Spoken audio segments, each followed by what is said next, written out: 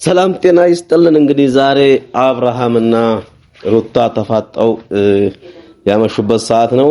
እንግዲህ አብርሃም ግራ ገብቶት የሩታን አንድ ወንድም ይዞ መጥቶ ምልጃውን ጀምሯል። ጓደኛውን አቤልን ጨምሮ ይዞ መጥቶ እንግዲህ መለመን የጀመረበት ሁኔታ ነው ያለው። ኖቫ ከዚህ ቤት ካልወጣ እኔ ሞቼ ይገኛለሁ በሚልም ጭምር ከሩታ ጋር በጣም በከባዱ የተጨቃጨቁ የነበረበት ሁኔታ ነው ያለው።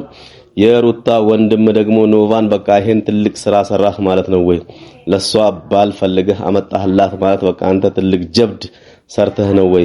ሁለተኛ የሩታን ልጅስ ደግሞ እኛ ማሳደግ አቅቶን ነው ወይ? ሩታን እኛ መርዳት አቅቶን ነው ወይ ሌላ ሰው ይዘህ የምትመጣው እያለም ጭምር በጣም ኖቫን እየወቀሰው ያለበት ሁኔታ ነው ያለው። ስለዚህ ሰላም ጤና ይስጥልን። ቤቱን ሰብስክራይብ ያላደረጋችሁ ሰብስክራይብ ያደረጋችሁ መረጃችሁን እንድትከታተሉ እጠይቃለሁኝ። ላይክ ሼር ደግሞ እንዳይዘነጋ እጠይቃለሁኝ። አቤል እንግዲህ በጣም በከባድ ሁኔታ ለኖቫ ማስጠንቀቂያ እየሰጠው ይገኛል። ያው ኖቫ ከዚህ ድርጊት የማትቆጠብ ከሆነ ወደ ሌላ እርምጃ እንድንሄድ እየገፋፋህን ነው በሚልም ጭምር ነው ዛሬ አቤል ለኖቫ በጣም ማስጠንቀቂያ እየሰጠ ያለው።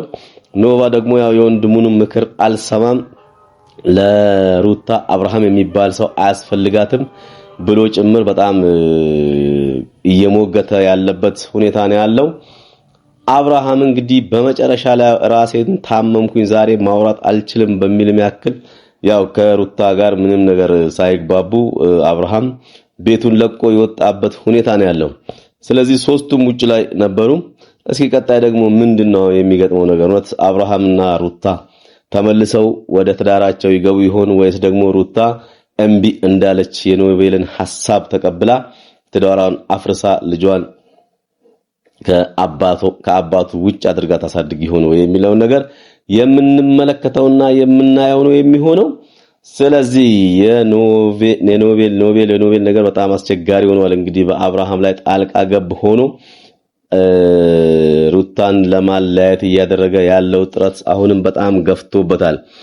ማንንም ይሄን ልቅምቅም ይዘህ መተህ ከአውሮፓ ነው ከምንድነው ብለህ ደግሞ ታወራለህ ወይ? እኔ ልጁን አላውቀውም እንደ ይሄን ልጅ ምናምን ነገር እያለም ጭምር የሩታ ወንድም ኖቫን በጣም እየወቀሰው ያለበት ሁኔታ ነው ያለው። ኖቫን እየወቀሰ ሩታ አንቺ ለራስሽ ታውቂያለሽ፣ አንቺ የሚበጅሽን ራስሽ ማድረግ አለብሽ እያለም ጭምር እየመከራት የሚገኝበት ሁኔታ ነው ያለው። ስለዚህ ምን ይሆን አሁን መጨረሻቸው? እንግዲህ አብርሃም ወደ ልመናው ገብቷል። በቃ ከአቅሙ በላይ እንደሆነ ሁሉንም ነገር ተረድቶ አሁን በልመና በወንድሟ በመማፀን በጓደኛው በአቤል በመለመን ያው ሩታን ዳግም ለማግኘት ጥረት እያደረገ ይገኛል። ስለዚህ አብርሃም ጥረቱ ይሳካለታል የሚለውን እንግዲህ ኮሜንት ላይ ሐሳብ አስተያየት እንድትሰጡበት እጠይቃለሁኝ።